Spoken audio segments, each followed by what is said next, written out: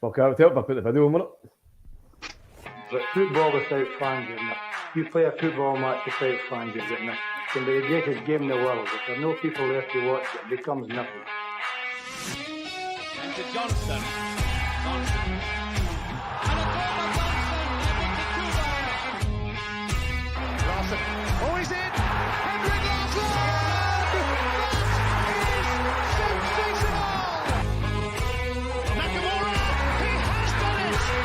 Isn't that just typical? The game is over. The Rebels have won.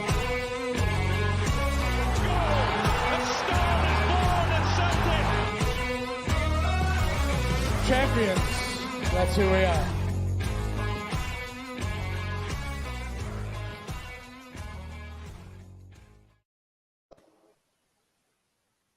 Boys and girls, it's another episode of the Jungle Gems podcast, and we're doing the post-match review of the Kilmarnock and Celtic game.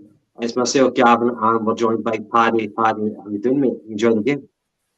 Brilliant, mate. Superb. How can you love Celtic going to one of their favourite old taunts, Rugby Park, 5-0, top of the league, result.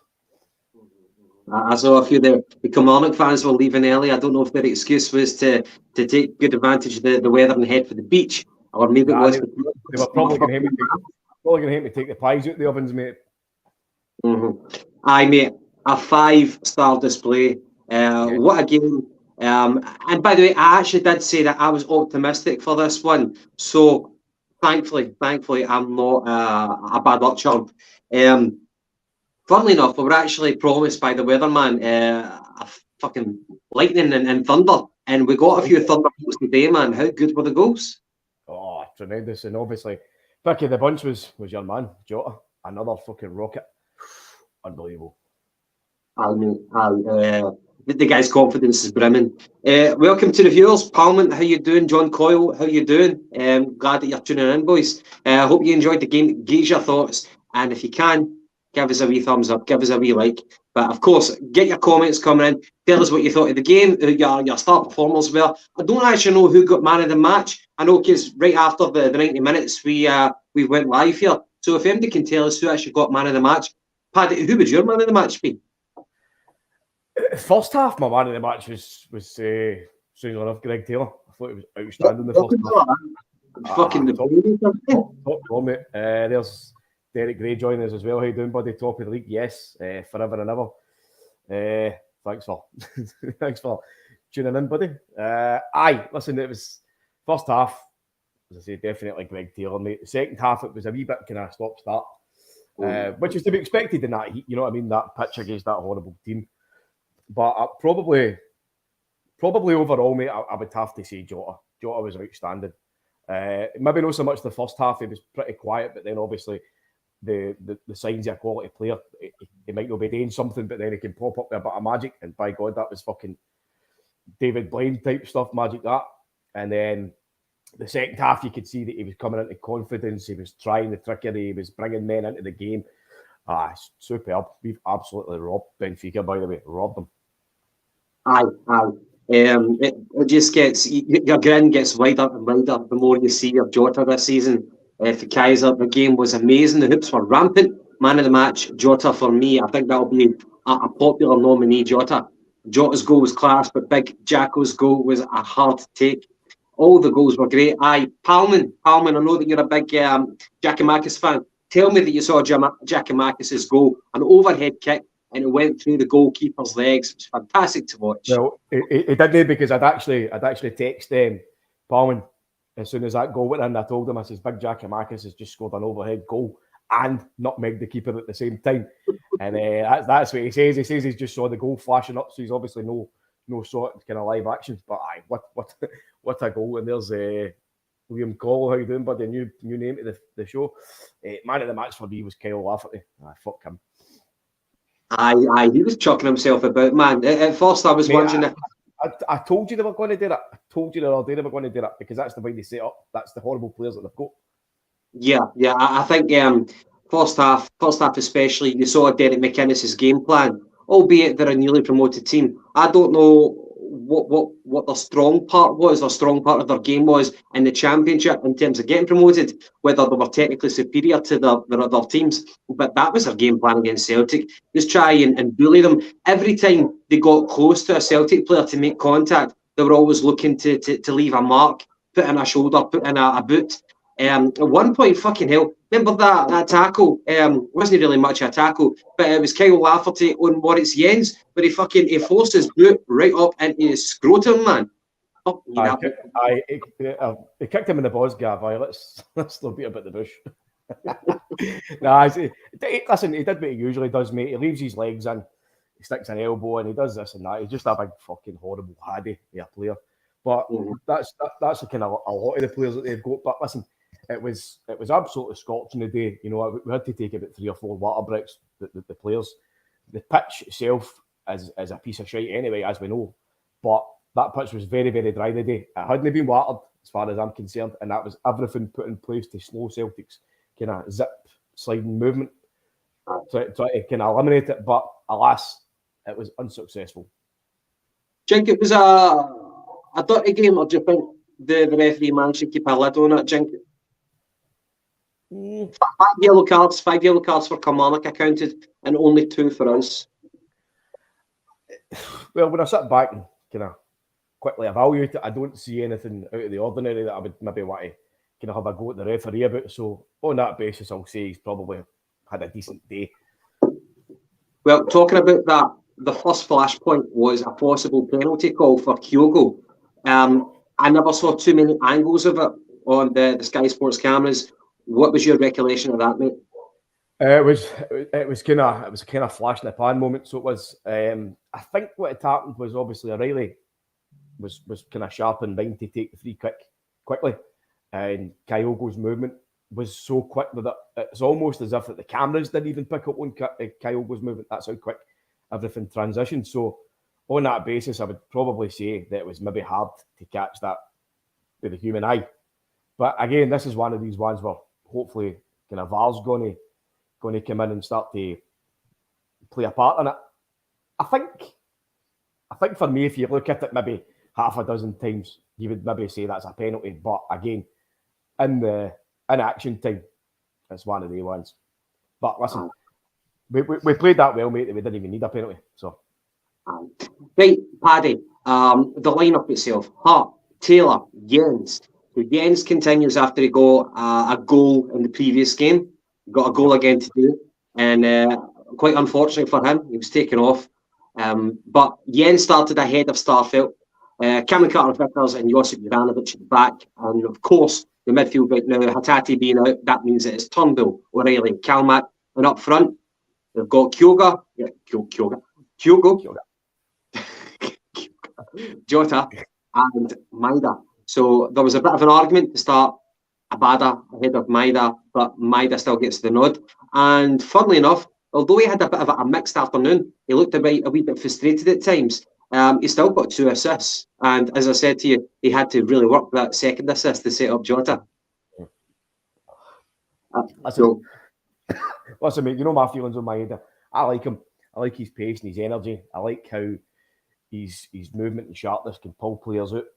And he's almost a wee bit like Abado on the left hand side. The two of them they ghost into positions. They're better off the ball than what they are on the ball. Unlike a Jota, who when he's on the ball, he's on the ball. Excuse the pun. But an assist is as good as a goal. So great play. And I feel there's a wee comment from Palman. Anthony McGinty, are you on vacation or did you leave permanently? We need your takes on the game too, mate. Well, there you have it, McGinty. You know, come on. There's no just me and Paddy who are saying it. Get your arse on, McGinty. Come on. No, he's very busy as well, McGinty. Very, very busy. Very, very busy today. He's got. There's Liam again. Celtic have scored more overhead kicks today than Kelly have done goals in the league this year, and I believe as well, Moritz Jens has scored more goals than fucking what's his face, Kent. So yeah, no bad. How happy were you for Starfelt? Did you see it? You remember when he was running to the fans, Jota was behind him, and even Jota was doing like that. Like, I can't believe it. I think everybody, even Postecoglou, everybody was so happy for Starfield. That was his 50th appearance for Celtic, and that's he was the only player last season not to score for Celtic. Aye, that's So- his first goal for Celtic, isn't it? Aye, I was shocked. I thought he'd scored a goal before, but maybe I must have get confused with Welsh or something. But no, listen, he turned himself into a very kind of integral player to the team last season. He's obviously been injured so far. We've had guys like Welsh and Jens stepping in, and they've performed well enough this season. But I think to get back to continuity and solidity, it's great to have Starfelt back. Maybe no the best game for him to come back on today because of that plastic pitch, but thank God he came out of that very well and with his first goal. So he's going to be happy. Vickers will be happy now that he's got his mucker back in defence. But it's just a shame that he came on because of Jens' injury. So that's a bit of a shit one, but it's not a bad fucking thing to walk away from. I know, like Jens has now scored 2 goals in a row, and it's actually a funny one because Welsh, he scored on the first game of the season, and then you've got Jens chipping in on the second game of the season, Yep. and then on the third game he plays again, he scores again, and of course Starfelt has now scored 2. So it's like, in order to win that position, do you need to like outscore your peers? It's a funny one. Cameron Carter-Vickers Again, Gav, I said this after the first game. One of Postecoglou's comments was that they had been working on corner kicks and set pieces, and the man that's been working on that has been Gavin Strachan. So Postecoglou praised Gavin Strachan after the first game, which obviously, as you say, Welsh scored for a corner kick. Now that's 3 games in, and that's 3 goals directly for corner kicks. So somebody's doing something right. Interesting one. What about corner kicks that we're defending in our own half? Do you think Gavin Strachan is still having a big impact on orchestrating the positioning? Well, I would certainly assume that if you're the man that's taking charge or a big part of being the offensive corners, you're surely to God you're going to be the man that's doing the reversal. So I don't think we're too bad. I mean, we did lose a goal at Ross County last weekend. Yeah. But 1 out of 3 is not bad. Of course, mate. It's not what Meatloaf said. But starting off, Do you know? Do you know I had that fucking go through my head when I said that? Right, okay, mate. The first goal. There's Tony Inglis. So delighted for Starfelt for getting a goal finally. Yep. Jim Dolan, good afternoon, guys. What a game, what a score, what players, what a manager. Hail. Jim's obviously loving his day in the sunshine. Stephen Kelly, brilliant win, guys. Scott Cameron, Starfelt 20 goals this season. Stephen Kelly again. Imagine if we had a Brazilian striker up front. Or I was thinking that was maybe Brendan Rodgers striker. But fix sake, be winning 5, 6 or 7 every week. Well, look at our team. Our team shows you that we've had a lot of games where the scoreline's been 3-0, 4-0, 5-0, whatever it might be. But all the goals have came from outside the striker. Maybe the striker scored 1 goal. So we've got goals in. We've got goals in our entire team. It's not as if we're having to rely on like 1 or 2 guys, which I think's just right up Postecoglou street. Like if you want to score a goal, then the goals become a team game as well. You can't just rely on your man that is the fucking designated player up front, you know. Aye. And by the way, I know that we'll talk about the flashpoints, the goals, the scorers, but again, a clean sheet today. I thought that the defence stood up very well to the Frank Brennan. An overall excellent team performance with several excellent goals and a clean sheet, and still top of the league. Full of positivity for Frank Brennan. Well done, Frank, son. It's only took about 6 months, but get in there. So the clean sheet, mate. I thought the defence stood up very, very well to the target man, Kyle Lafferty. That's pretty much mostly all he offers is just to bully people. They tried to bully Jens, and then he moved on to Cameron Carter-Vickers. Didn't really get much of a goal, much luck at all. So the defence acquitted themselves very well, and of course Joe Hart. You're like. Going into the last few minutes of the game, I was just thinking Joe Hart will be fuming if we concede. Not that they looked as if they were going to threaten, but it was just going so well for us that they would have been fucking fuming, and rightly so. But a clean sheet, 5-0 performance, so very, very happy with that. But I made the first goal, 7 minutes in, Kyogo. I think it was Greg Taylor who I think he's adapted so well to this inverted wing-back position.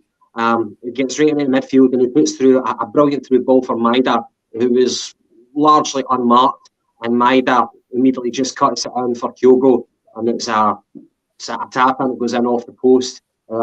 That's what we were hoping for, an early goal at Rugby Park. Great way to start off the game. Aye, absolutely. As you say, mate, Greg Taylor started off very well. I thought at one point as well, the right fullback, the boy on loan for Arsenal, he was kind of running at pace on the right hand side, and fucking Greg Taylor just came out of nowhere and body checked him. Now, the guy's quite a big lump of laddie, and there's wee Greg Taylor, and he absolutely smashed him. Didn't get through him, but he used his fucking full velocity and force to get in and stop him. So right away, I'm like, right, that's brilliant. That's exactly what you want to see for the wee guy, because obviously the last time we spoke, I was a bit worried about Kilmarnock using their physicality and for want of a better word, for fucking cheating. That's why I wanted the likes of Ralphs and Jackie Marcus to start, so that we had a bit of extra steel. But the guys that we had today handled it absolutely fantastically. As you say, first goal, Greg Taylor. He's moved into the midfield, kind of centre, left-hand side, got the ball, swivelled, played a fucking fantastic ball right through for Maeda. Maeda gets through, puts the ball across for his compatriot, Kyogo. Excellent goal, excellent way to start off the game, and it put it right up then. Fucked their tactics right up. 2 points I want to make about Greg Taylor, but what you said about swivel. Now, it sounds like really quite simple, but see, whenever we do... Agua, no coke. So, all right, somebody think you're on the vodka or something like that? Aye. See, whenever we do the inverted position, and whether you've got Ralston, Juranovic, or Taylor coming in. We're only kidding you on, Frank, son. We're only kidding.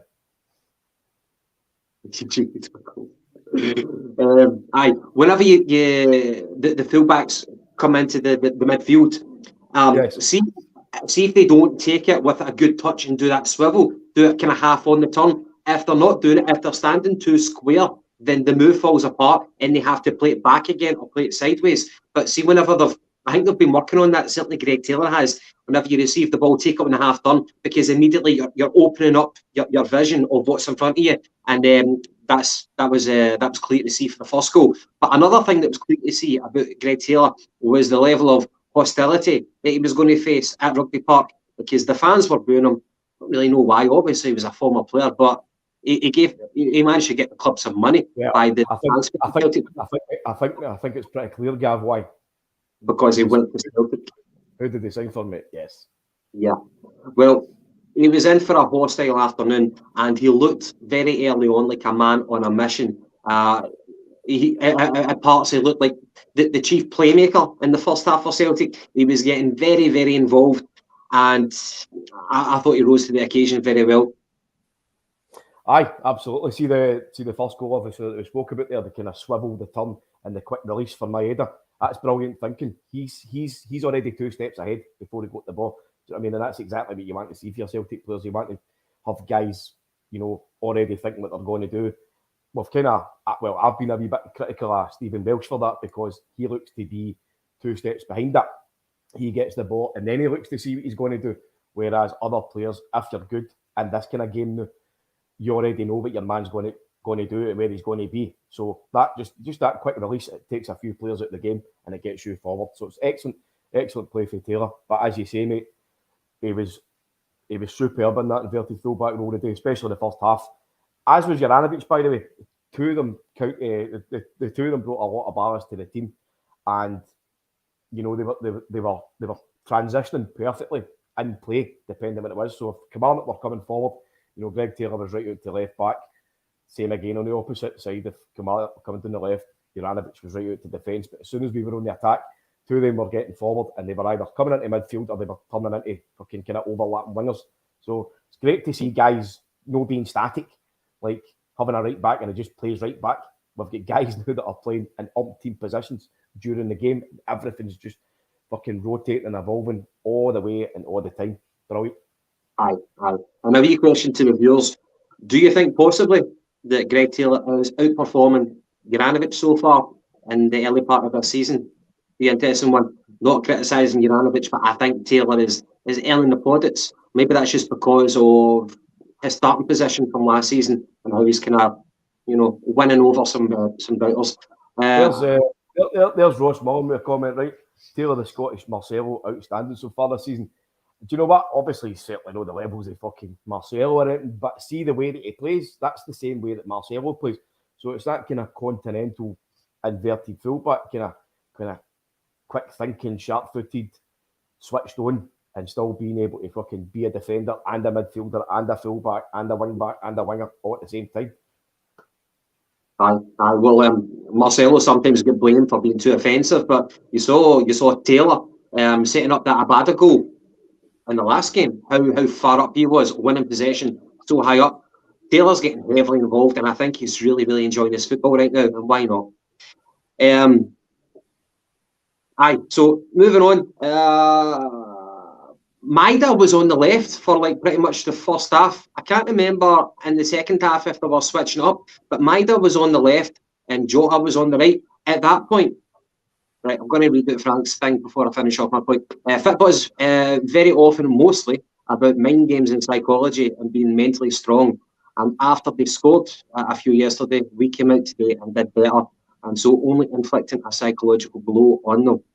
Yes, we've had a few Sunday games now, a few Sunday games within our fixture list, and some people don't like that because it hands them the initiative, puts the pressure on us. But I think we're acquitting ourselves very well. Here's one as well, Gav. I don't know if you want to have a wee bash at pronouncing his name, but how did Kyogo play today? I couldn't watch the game from Japan. Well, thanks very much for tuning in all the way from Japan. Konnichiwa. Hi. Bonjour. Kyogo was all right, mate. He was kind of quiet, but that was more so due to the way Celtic were playing. He had one touch. He had his first touch, and it was a goal today. So that's about the most important thing today. He came through the game unscathed as well, which is always good to see. His wee compatriot as well, Maeda, did reasonably well. So that's a Japanese boy. My point is that, see, just before the Jota goal, I was actually thinking that we need to score a second. We need to put it to bed. We need to be clinical. And I was getting tempted to be a wee bit frustrated that Jota's on the right, Maida's on the left. Why are we not playing Jota on the left? Because that's where he flourishes more. At that point, the only contributions that I've noticed Jota making was kind of floating high crosses, which were getting wasted on Maida and Kyogo because of their lack of height. But as soon as I was thinking that, before I'd even articulated that thought in my head, Jota scores. What a goal it was. It was on 34th minute. Maida kind of laid it off to him. It was about 30 odd yards out, and it was another rocket, another screamer. Maybe not as spectacular as the one that he scored in the open goal against Aberdeen at Parkhead, but another eye-catching thunderbolt, mate. And I think it was better than that one. I would say the Aberdeen goal was better because it was proper into the corner. This one, the keeper maybe should have saved it, but the power was there. Maybe it wasn't as accurate as the Aberdeen goal, but he ran to the fans and he had a wristband on, and he'd written the name of a Portuguese player who passed away recently. So he was just doing that in remembrance of him. Condolences to his family. But mate, what a second goal! And at that point, it really calmed the nerves. Aye, well, as I said earlier on, he wasn't having too much joy in terms of possession and that. But that's the sign of a proper quality player, mate. You can be out of the game for so long, especially a winger. Your confidence can maybe go down. You can kind of lose focus if you're not on the ball and getting your way, kind of stuff. But Jota did what Jota does. He drifted inside and he just unleashed an absolute rocket.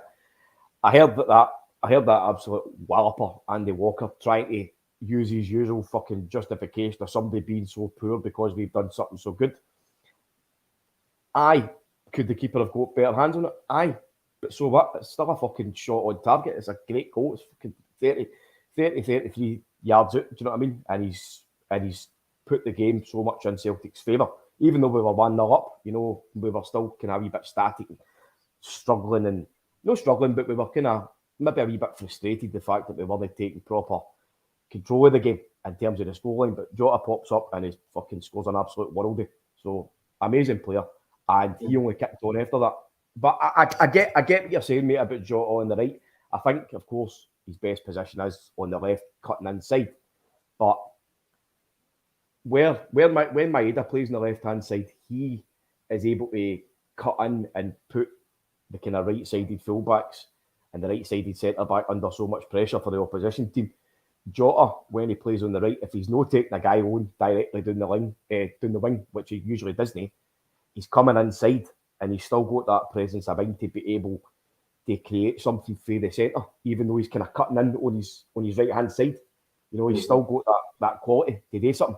So for me, yes, he's probably better on the left-hand side, but now he's certainly effective on the right-hand side for Celtic.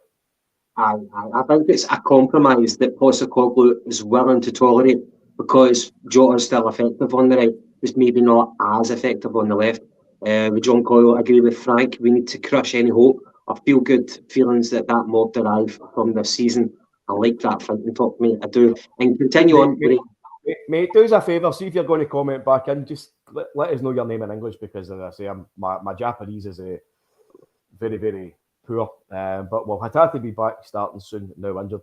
Yes, Postecoglou was out. I think it was Friday, Gav, and he said that Ideguchi and Hatate were kind of back in training, but he didn't want to risk them on the plastic pitch. So, they had to say sayonara for today's game anyway. Getting in my words here. But continuing on with Jota, about 2 minutes after his thunderbolt, he had another great chance. It was Kyogo who'd actually dropped deep into the kind of number 10 position as part of a counter attack, and he whipped in a brilliant through ball to Jota, who ran clear on the right hand side from an angle. Now, he shot at the keeper managed to save it, but we spoke about it later. If he had the presence of mind to cut it back for Maeda, it would have been a tap in. But again, he was high on adrenaline after scoring that World Day, so you maybe don't want to blame him. Hatate is expected to be back for the Hearts game at Paradise. Yeah, what an impact Hatate made on his debut against Hearts at Tynecastle. So more of the same from Hatate. I'm a big fan of him. What did you think about his replacement today, Gav? Turnbull. Yep. I thought Turnbull tried effort-wise, physicality-wise. He put in a shift. It might not have really came off for him. Sometimes he had a good chance. I think it was in the second half. But a defender and a block. He had a couple of shots went way over the bar, kind of air traffic controller material. But he put in a shift. Physicality-wise, having that dig, that's something I've been kind of critical about Turnbull. I thought today he put in a shift, he put in the effort. It just didn't really come off for him. But he was part of the midfield. He was part of a winning Celtic midfield today. So no big criticisms. Would you agree or disagree?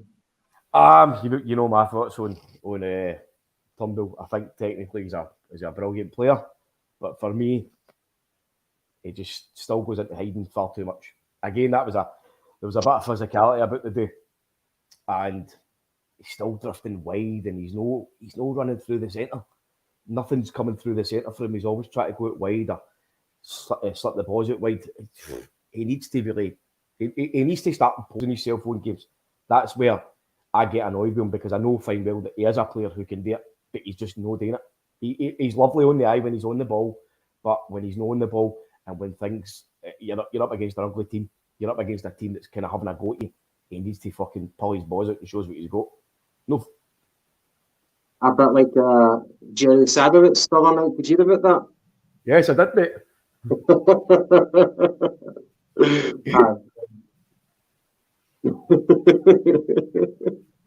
Right, Stephen Kelly still thinking about that. Yeah, by the way, I think if Hatate did play, if he wasn't injured, I think he would have been targeted. I think he would have been kicked off the park again, which is a shame.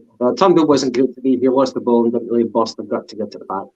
I think maybe a few people might be siding with Paddy on that one. And Jota is definitely a gift from the football gods. You think, who was the next best flair player after Moravcik? After Moravcik? It's Nakamura, wasn't it? Moravcik. It's going to be Nakamura. But possibly a toss-up between Nakamura and Nagide. But certainly Moravcik. Nakamura. Yeah, Jota would have to stay for a few seasons to be considered of the same ilk Nakamura, Manachu. What do you think? I think that's unlikely. It's a hard one, mate. It's a hard one. It's obviously it's a different era, different team, blah, blah, blah, blah, blah. But we've already seen how good Jota can be. We've had him on loan. We've went and spunk £6 million on him, which I think is still a bargain. And we're only 3 games in, and he's been pivotal in the 3 games. You know, as I say, the quality of the man is when he's not getting a sniff and still turns up and does something. That's magic. That's a football player. That's what gets the bums off the seats. That's what we've always been excited with for our wingers. And now we've moved into a kind of phase in this kind of modern day football where wingers aren't the wingers anymore. They don't run down the line. They don't whip the ball in for big strikers. Like somebody was saying about Pierre. They're guys who come inside and try to create things. So Jota does what Jota does, mate, and Jota is fucking superb. I love him. And that here is love. It's very good. We are very jealous. And Paddy, the last flashpoint before half time was indeed another goal. Moritz Jens on the 46th minute in stoppage time. If you want to call it an overhead kick, why not? Let's call it an overhead kick. It came originally from a corner. I think Kilmarnock missed the first ball and then he missed the second ball. And eventually it trickled to Jens. He took a touch to kind of flick it up. And then for epic shithousery, he did an overhead kick from about, 7-8 yards out. I was, when I went in, at first I didn't want to celebrate in case it was going to get called offside. But yeah, mate, going in 4-0 at half time and Jens to score his second goal on the trot.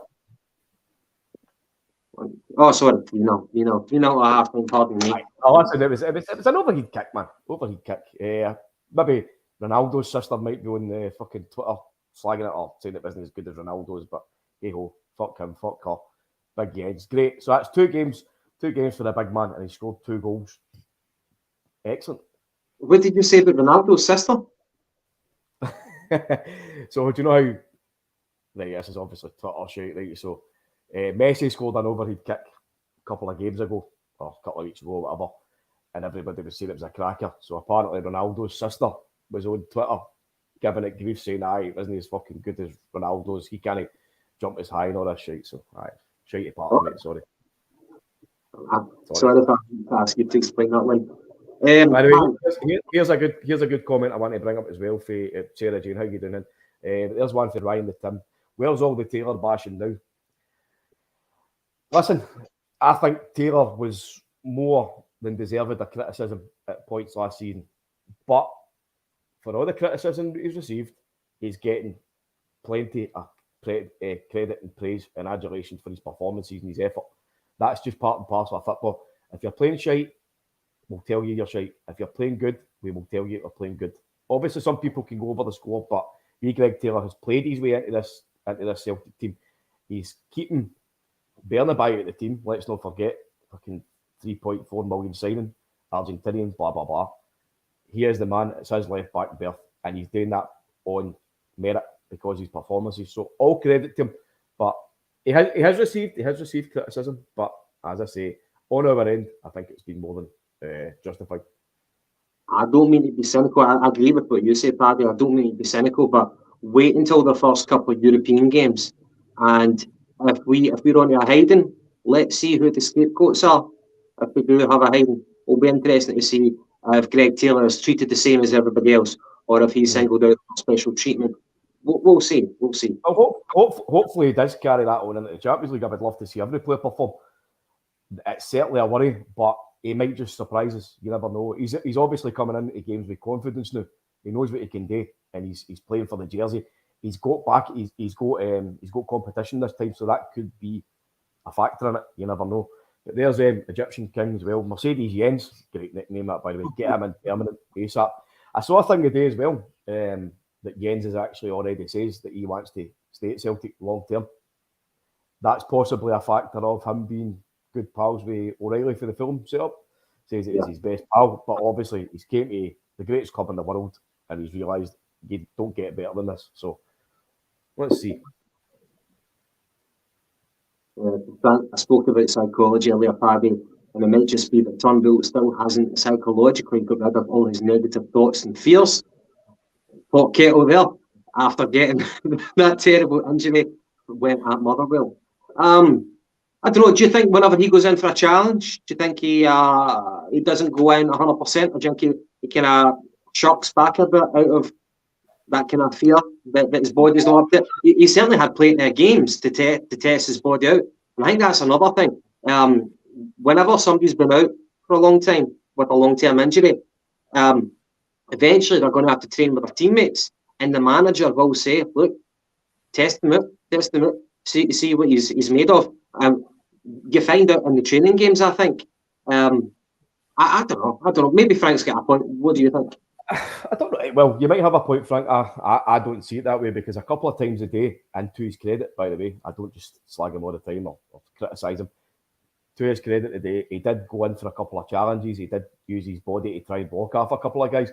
But my criticism about him is that you look at his performances when he first came into the Celtic team, right? He was brought in because Celtic were so poor, and he flourished. He was absolutely brilliant. Then he got injured again, unfortunately. But since he's come back in for injury, he's never been the guy that's influenced a lot. He has influenced some games. Let me take that back. Sorry, but long term, he's no influenced enough games to where to the kind of level that he should be. I think as well, you need to look at the fact that he doesn't take corner kicks anymore. He doesn't take free kicks. So there's the kind of the set pieces taken away from him, because usually it's kind of Matt O'Reilly is doing that now. So other than that, which what he was doing kind of successfully, you look at his passing style and his playing style in the park, he's just no effective enough for me. He doesn't look as if he likes running through the middle. He always wants to go out wide, and he's always trying the Hollywood ball or this and that. So he's just he's no direct enough. You know, he has got the ability to pop off shots. He has got the ability to play a killer ball. He's just not doing enough for me. Fair comments. Mate, half-time going in the break there, 3-0 up, following your correction. So going into the second half, Jens goes off injured. I missed that. I don't know exactly what happened, and then Starfelt came on to replace him. What exactly happened to Jens, do you know?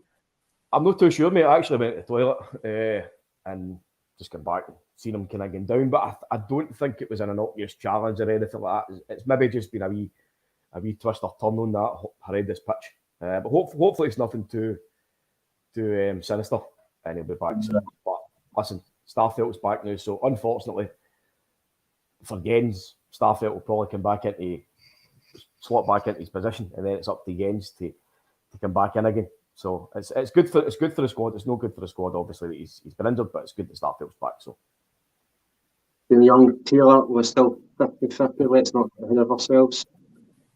We're still 50-50. Do you mean like he's not convinced you yet? Again, fair comment. He certainly wasn't as good as he was in the first half, but he wasn't.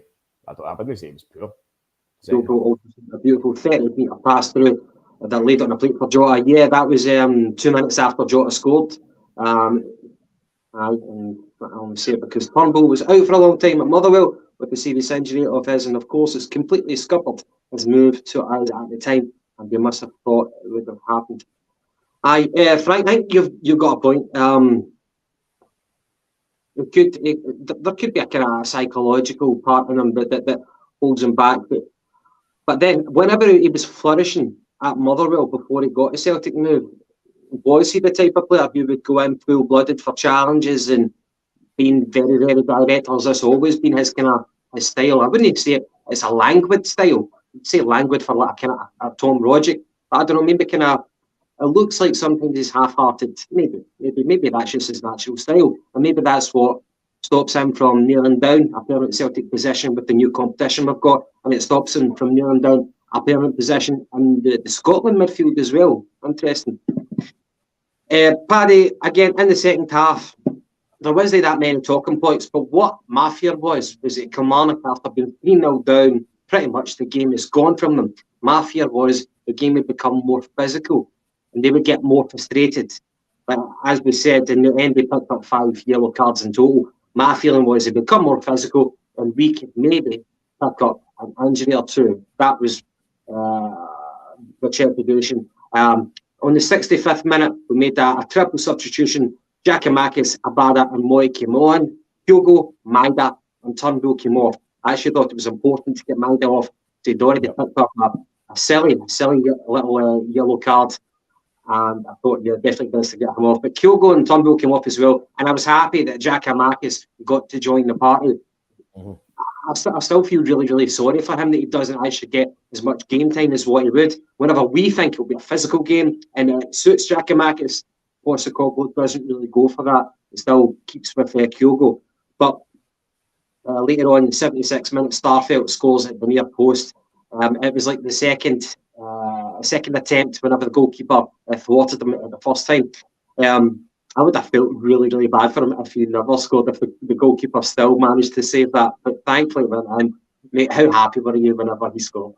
Delighted. I'm not sure if this is the fact, but I'd been told before the game that Celtic had to score 4 goals to go top of the league. So if that's the case, then obviously getting that 4th goal was pivotal. Great to see Starfelt scored, obviously. That's his first goal, as we now know, for Celtic. But no, it was a great delivery for O'Reilly.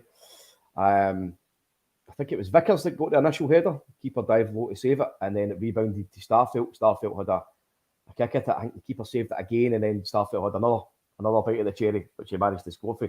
But when I saw the replay, the Kilmarnock defender literally just stood. Well, the guy that was in defence closest to Starfelt literally just stood and watched him having 2 shots and never moved. So that's the difference in defending, you know what I mean? But fell beautifully him, scored a goal, and it was great to go top of the league, and a great goal for Starfelt on his return. I feel good factor. Celtic Supporters Podcast. Dale, how you doing, mate? Afternoon, lads. Superb performance. It was, mate. It was. And of course, to top off that feel good factor, in the 82nd minute, Giakoumakis scores an overhead kick from close range. That was very, very amusing. So close range, and he actually managed to direct it down, and then it went through the keeper's legs. And the keeper he just kind of collapsed afterwards out of embarrassment. He was like, fuck this. Very, very amusing. I love that goal. He just putted the ball away. That was him finished for the fucking game. He's been standing there all day in the sunshine, conceded 4, and then a fucking guy that's came on and megged him with an overhead kick. That's just fuck it. That's it. Game's a bogey. Brilliant for Giakoumakis. I'm the same as you, mate. I love him. I love him as a player. I'd love to see him playing more. It's understandable, like that Postecoglou's got a dilemma on his hands that Kyogo's been the main man from so far. He's obviously worked with him before. He knows what he can do, but he's got Giakoumakis coming in, who is he's a real fan's favourite as far as I'm concerned, and he shows that with his willingness and his determination when he comes on. Somebody said it there, which I absolutely agree with. Just get it up. Udif, yep, starting to notice how fast Giakoumakis is now. He has real pace. He has, and that's something that he seems to be working on, because when he was playing in the Eredivisie, for what we saw and for what Palmer's told us, and that he had he had a wee bit more leeway up front, but now, because he's slotting into Postecoglou's system, he can't just be a striker, can't just be a forward. He's got to have so many fucking weapons in his arsenal, whether he's dropping off deep, bullying guys, bringing other guys into play. So you see that with him now. You see him dropping into the kind of number 10 position every now and again, and winning the ball back, or bringing other guys into possession, so that his 2 kind of wingers or fullbacks can ball forward. But a great goal, Gav, and that's something that he's tried a few times now in his Celtic career. He has tried the overhead kick, and he's been unsuccessful. But you know what it's like, mate. If you're not successful at something and you keep trying and practicing, it'll come eventually. And what a way to get your first overhead nutmeg goal for Celtic. Brilliant. I know. Again, when I was saying that I feel sorry for Giakoumakis, I just wonder that if we never had Kyogo, how he'd be doing, you know, if he was given like a full run of games. Obviously, he got a run of games last season that he got about 8, 9, 10 goals perhaps in the league, and that's because Kyogo. What were you saying, sorry? What did you say there, sorry? So I was talking about how Giakoumakis would fare if he was actually given a good run of games. We saw it last season whenever Kyogo was out. I just kind of feel that with Postecoglou, his favourite is Kyogo, and it fits his style more than Giakoumakis, who I think it'd be unfair to label Giakoumakis a bull in a china shop. He does have a bit about him, although he's a physical player. He's got intelligence, and he's got a decent touch, and he's a good finisher as well. I just think that maybe if he joins Celtic at a different time, and I hope we don't speak about Giakoumakis in that light whenever he leaves Celtic, but if he joins Celtic at a different time, under a different manager, perhaps he would have been given. I'll get back to you in a second. Fucking Bruce Willis. Giakoumakis, if he joined Celtic under a different manager or under a different time, he would be given more opportunity, and he would have thrived. He could have had the opportunity to become a proper Celtic hero. You think we might be talking about him like that whenever he leaves Celtic? Possibly. I mean, if he'd have come in maybe before Kyogo, because I'm 95% sure that when Postecoglou signed Kyogo, he said that he thought of him more as a winger, but because of necessity, he had to play him as a forward, and then obviously Kyogo's flourished in the forward position. When Giakoumakis came in unfit, no pre-season, then he had COVID, and he's been kind of stop-start with injuries. He still managed to finish joint top goal scorer in the league last season, Gav. I think it was 13 or 14 goals, him and Regan Charles Cook for Ross County. Yeah. So, a guy who virtually played half a season managed to be the joint top goal scorer in the league, which is sensational. When he first came in, you could see that in terms of fitting into the style of this team, he was kind of raw, if you want, because he was still trying to be that kind of bullish centre forward and get beyond the defenders and just fucking try to get shots off and target and bully his way through. But I think for me, the more that the season progressed on, you could see that he personally started to learn very, very quickly, because the referees were on his back. They were giving fouls against him constantly. They were booking him, just for being the way he was trying to play. So he's turned that round. He's been smarter now. And the likes of when he's going for challenges, he's trapping deeper, he's bringing other guys into the game. So I think if we had him maybe before Kyogo, he would have been the man who was the centre forward, and then we would have sorted Kyogo in somewhere. But now it's a case of, it's probably a positive dilemma for Postecoglou, because he's got two guys that he can rely on to score goals. It's just that Kyogo fits the system better than him. But obviously, when Giakoumakis is coming on, more times than none, he's affecting the game, and then he's affecting it positively. And the day just topped off as well. Yeah, maybe he might change his approach whenever the stakes are higher for the bigger games, the games against Sevco and the games in Europe. If Kyogo's he's still here. What I was saying was, whenever the games against Sevco and the games against the European teams, if Kyogo is not as effective as what Ange would have hoped he would be, then maybe he might change his approach and bring on Giakoumakis. But ironically, I think in the European games, Kyogo will become even more effective in those ones where it's more open. That's what I think. Paddy, I was going to ask you this. We're now in our third game of the season. 2-0 against Aberdeen, 3-1 against Ross County, and now 5 goals away at Rugby Park to Kilmarnock. Now, I was going to ask you, how would you evaluate Ange Postecoglou's level of contentment with the team performance so far? He'd criticised Jota, he'd criticised the team for not being clinical enough. Bearing in mind, only 3 games into the season, how satisfied do you think Postecoglou is with the performance? Very, very satisfied, because obviously the Aberdeen game, which was the first game of the season to kick off with, he clearly wasn't happy. We all saw the same things that Postecoglou wasn't happy about, and it was the fact that we weren't clinical enough. We came out in the first game and we obviously enjoyed, the players enjoyed themselves. Sorry, you could see that, but it was almost as if they'd enjoyed themselves a wee bit too much. Maybe just a wee bit of overconfidence, like we're the champions, we're here, we're playing football, we're playing like champions, but we weren't in terms of getting the goals to secure the game.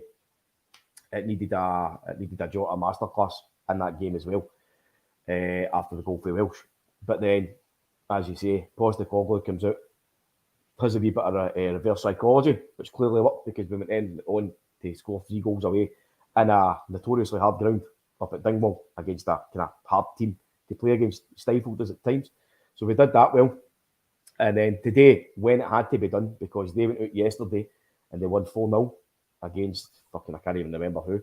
They went top of the league, and we obviously had to score a high scoring game today to retain our position back at the top of the league. We've done it. We've done exactly what Postecoglou has asked us to do. We're going out and we're blowing away teams now. I'm just hoping that the overall score doesn't flatter us. I was just thinking, because Postecoglou is a proper perfectionist, but another big test will come up next weekend. So next weekend, we have got Sunday the 21st, Hearts at home. So thankfully, after 2 away games, we're now back at home. And Hearts, I think we would all agree this, Hearts are a different kettle of fish at Parkhead rather than in Edinburgh. They don't have the tight pitch, they don't have the fans on the opposition's back. So are you confident again of another 3 points? Because we had this conversation going into the Sefco game on the 3rd of September. Do you expect a 100% win record? And I think we all said yes, we do expect that. So how difficult of a challenge do you think Hearts will pose us? I think Hearts are clearly the best team out with the other mob in the league. So they've obviously got the potential to come and mix it up. But as Egyptian King says there, the intensity in that Celtic squad at the minute is superb. And that's what's leading me to be no overly confident and kind of smug about it. But I think we're going to blow Hearts away on Sunday, especially at Parkhead. That's now our team starting to find their fucking gears. Do you know what I mean? But well, we've had the rollicking at the start after Postecoglou in a nice fucking possible fashion. You know, he said it's not good enough, and that's us just 1-2-0 against Aberdeen. So, 2 games in the trot away from home, done extremely well. Top of the league. We're going to be coming into this laser focus now, and I'm sure Ange will have everybody, you know, fucking totally zoned in at being the top kiddies at the end of that game. I think one movement is going to just absolutely shock Hearts. Absolutely shock them. That's fucking shocking. Laser focus, I like that phrase. Paddy, a fucking brilliant afternoon. I'm still waiting for this thunder and lightning, by the way.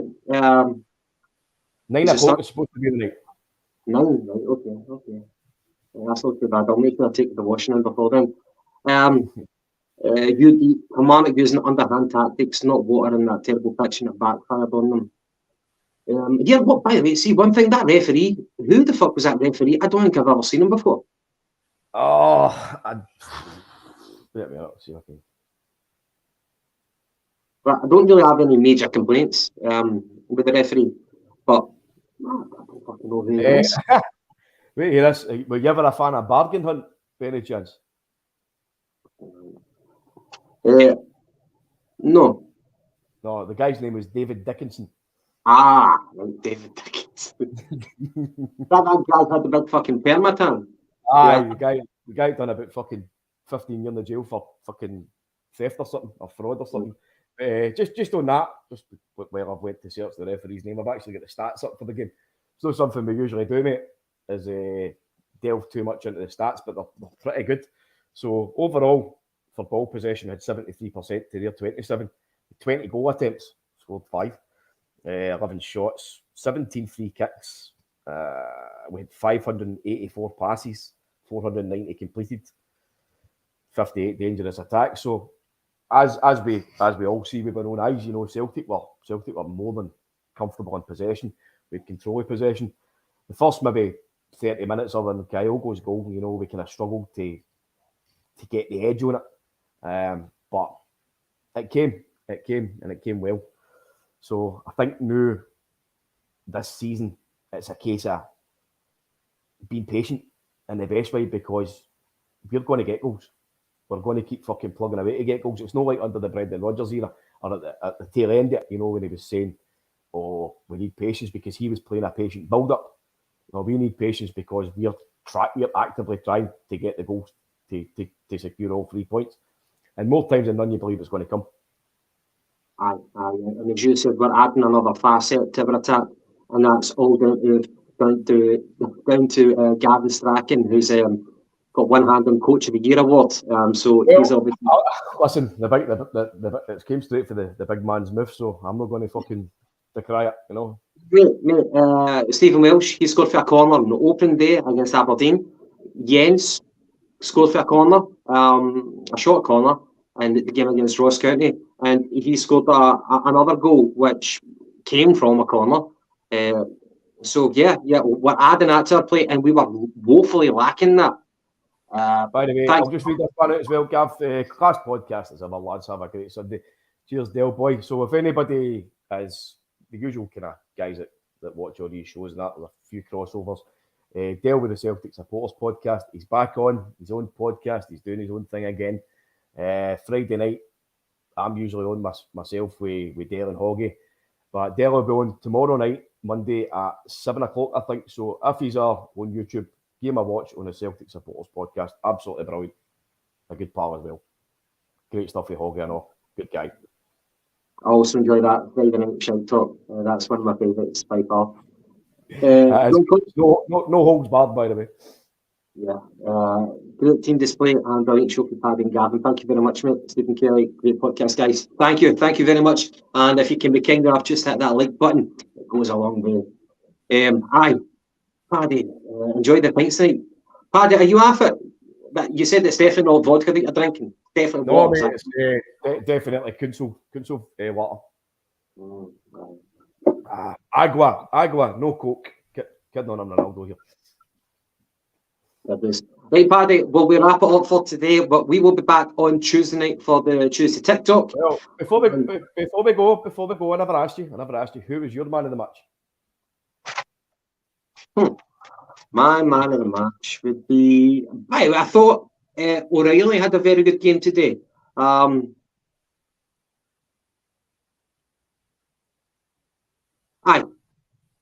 No. I'm going to give it to Greg Taylor, actually. I'm going to give it to Greg Taylor just for the fucking white hot atmosphere that he had to endure. I thought first half especially did very, very well. So I'll give it to Greg Taylor. Good stuff. Do you know what? Aye, fuck it. Let's go with Greg Taylor then. He's had a lot of stick office, so go on yourself, wee man. Enjoy your weekend. Nice one. Right, Paddy. We'll wrap it up and to the viewers. We'll be back Tuesday night, TikTok. But make sure that you check out Dale's podcast, the Celtic Supporters podcast, on Monday night for a good laugh. Cheers. Right, hail, troops. Enjoy your weekend.